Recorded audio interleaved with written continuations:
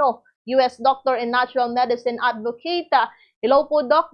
Good afternoon po. Welcome po sa program. Ito po si Bombo Nicola Peranya. Pagbati po muna sa ating listeners and viewers. Good afternoon po, Doc. Gandang hapon, Nicole, at magandang hapon sa ating mga listeners and viewers.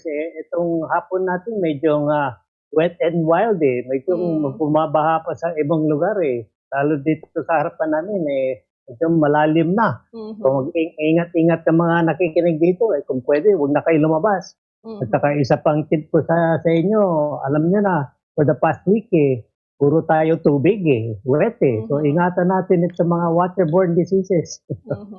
Yes po, Doc. Maulang hapon po. Stay safe and warm po. And thank you po sa pagpapaunlak po na makapanayan po namin kayo ngayong hapon. At syempre, Doc, pag-uusapan po natin ngayon itong lymphoma. Ano po muna yung lymphoma, Doc? At paano po nagkakaroon yung isang tao ng ganitong sakit, Doc? Okay, lymphoma, yung name na lang, yung word na lang yan, lymphoma. Nasa pamilya ng mga tumor Alam mo yung tumor, bukol-bukol yan So marami yung medical terms na may oma sa dulo. Yung ano bang tawag doon? Angioma, meron yon. Yung meron din osteoma, myoma. Marami tayong naririnig na ganon, okay?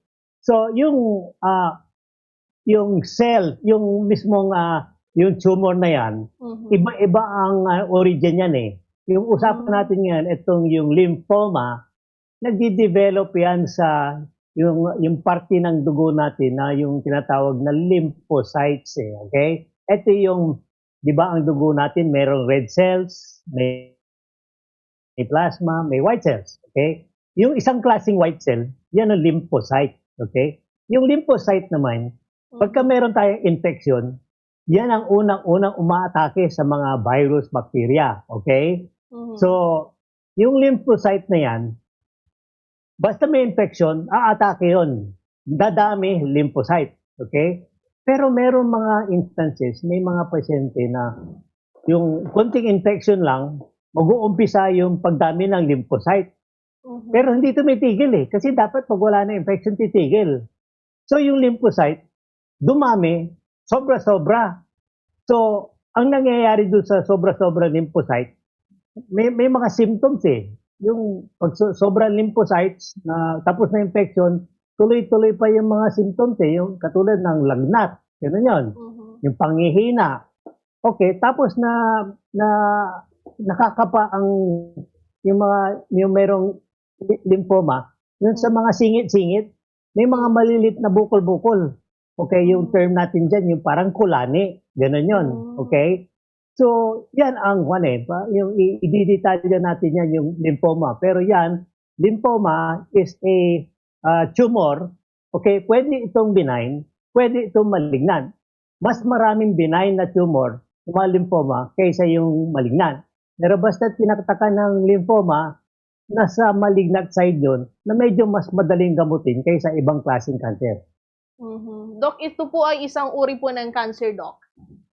Oh yes, isang klaseng cancer yan. Pero ito, medyo mas madaling ayusin itong lymphoma kaysa yung other types katulad ng mga breast cancer, yung mga lung cancer, yung mga pancreas cancer, yung mga colon cancer, medyo matitindi yung mga yon.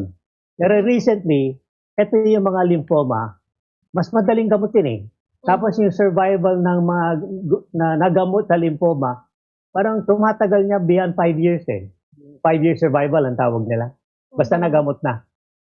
Dok, kapag po ba nagkaroon na ng sintomas, gaya na lamang nung pagkakaroon nga po ng bukol-bukol or kulani po sa iba't ibang bahagi po ng katawan, usually, Dok, ano po dapat ang gawin ng isang tao, Dok?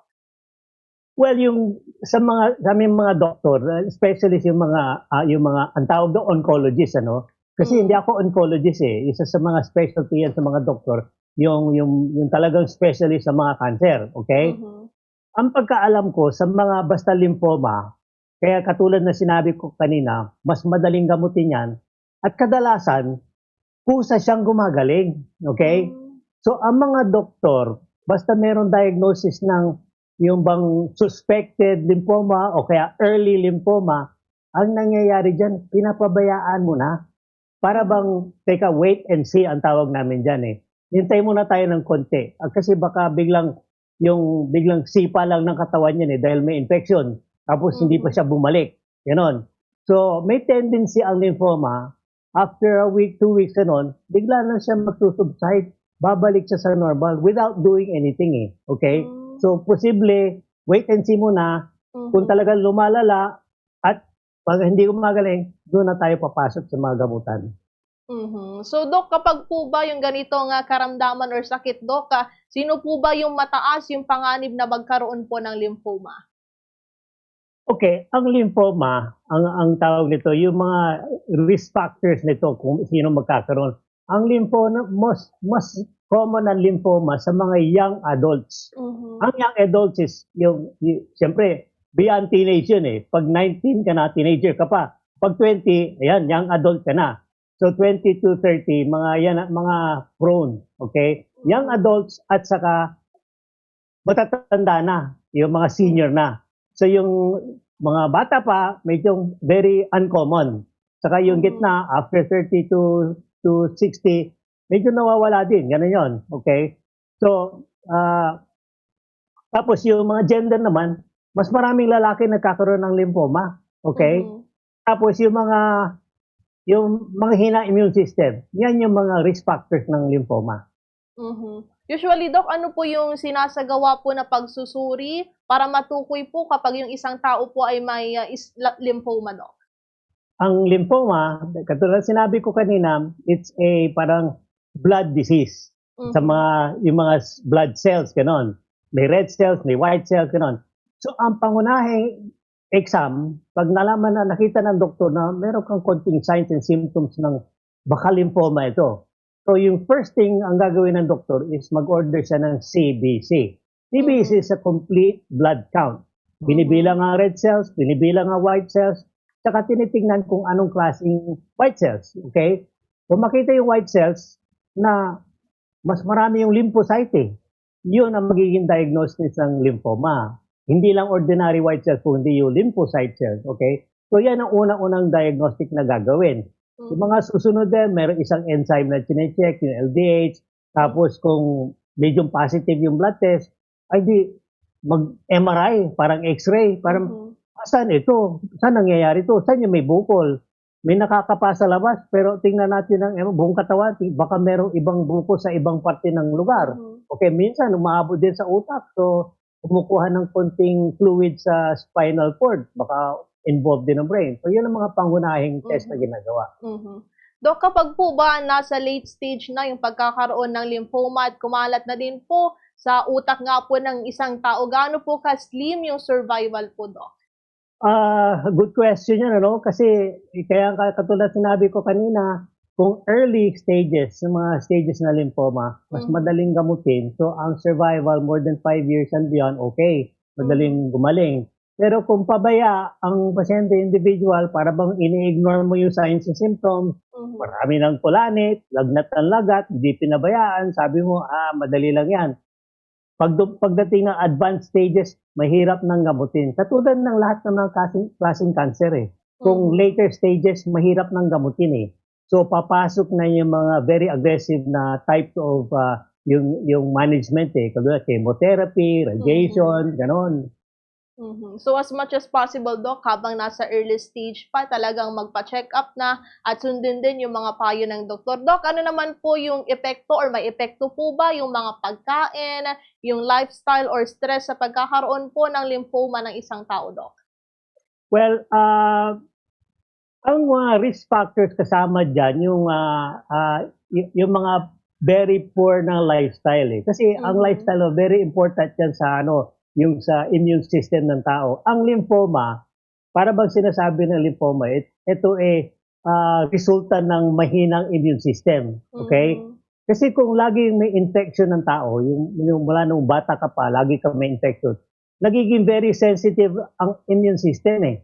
Basta may konti ng, kung sipon lang, biglang sisipa yung white cells mo, biglang tataas, magkakaroon ka ng infection, yung linggo-linggo may infection, baka hindi na tumigil ang production ng white cells. Yung protection ng tao. So kung gano'n ng gano'n, so risk factor 'yun, laging may infection at tapos hindi ginagamot, ini-ignore naman. So 'yan ang mga pangunahing dapat atensyonan.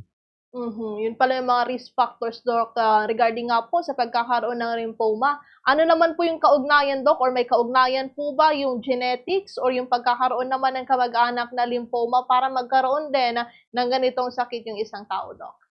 Yes, well, magandang i-observe 'yan yung genetic component kasi Mhm. karamihan ng mga yung may mga cancer, usually merong family history, eh. Yung parents, yung sibling, o yung grandparents, or someone sa linya na magkakamag-anak, meron talagang cancer eh. Ako hanggang ngayon, ang paniwala ko is yung cancer, kahit na Mhm. sasabihin nilang genetic, ako mas maniwala ako doon sa theory ko na yung mga sakit na yan, it's more of yung minana mo yung lifestyle. Hindi mo minana yung sakit. Mhm. Minana mo yung masamang ugali ng mga yung ninuno mo. Kung Mhm. anong masama sa kanila, tinuro sa iyo, tinanggap mo, yun din ang lifestyle mo. So doon ka Mhm. nagkakasakit doon sa tinuloy mo yung masamang ugali ng mga nauna sa iyo. Yun din po kasi usually yung paniniwala po ng lahat, na yung kapag nagkaroon ka ng ganitong karamdaman, usually sinasabi nila, inuugnay nila sa parang, family, history, sa genetics din, Doc. So kapag, may ganito po bang karamdaman, Doc, usually po ano po yung, nag-undergo sila sa chemotherapy, for example, Doc, gaano po katagal yung, paggamot, Doc? Well, lahat ng treatment ng cancer, yung tinatawag na chemotherapy, kanyan meron tinatawag na protocol. Mhm. Ang protocol, ito yung 1, 2, 3, ABC. Talagang strict yan eh. Kailangan Mhm. kung na-diagnose ka ng ganyang sakit, lymphoma, Mhm. parang bubuksan mo na yung kodiko. Kasi doon sa kodiko, libro na yan, mahigpit na susundan mo yon. Everything Mhm. to yung very specific detail. Kasi doon nagiging successful yung chemotherapy sa strict Mhm. adherence to yung protocol. Mhm. Pag nag-deviate ka doon sa protocol, may chances na baka hindi gumaling yung pasyente. Mhm. Tapos, kung nag-deviate ka, hindi gumaling ang pasyente, magiging kasalanan ng doktor yan. Kasi hindi mo sinundan yung successful na protocol. Okay? Mhm. So, lahat ng cancer, lymphoma, meron siyang protocol na dapat susundan. Ngayon, kung beginning or midway during yung treatment, medyo lumalala, hindi nagiging successful, hindi nag-i-improve, mag-i-introduce na naman ng ibang klaseng yung cancer. Kasi habang nakikimotherapy, pwedeng dagdagan ng radiation therapy, pwedeng dagdagan ng mga additional na Mhm. yung immune therapy para medyo mas malakas ang laban. Mhm. Doc, ano naman po yung mga posibleng side effects nung, ganitong uri ng paggamot, Doc? Yun, magandang question yan, ano? Kasi ang chemotherapy, ang facts ng chemotherapy is pinapatay ang cancer cell, di ba? Mhm. Yung chemical, kaya chemotherapy, chemical yon. Lason yon ng cancer cell, okay? Mhm. Pero yung chemical na yan, namamatay din ang normal cell eh. Ganon, okay? So Mhm. yung cancer cell na-produce yun sa bone marrow. Yung chemical pumapasok din sa bone marrow. Hindi lang Mhm. yung cancer cell ang pinapatay. Hmm. Sinosuppress din ang production ng normal cell. Okay?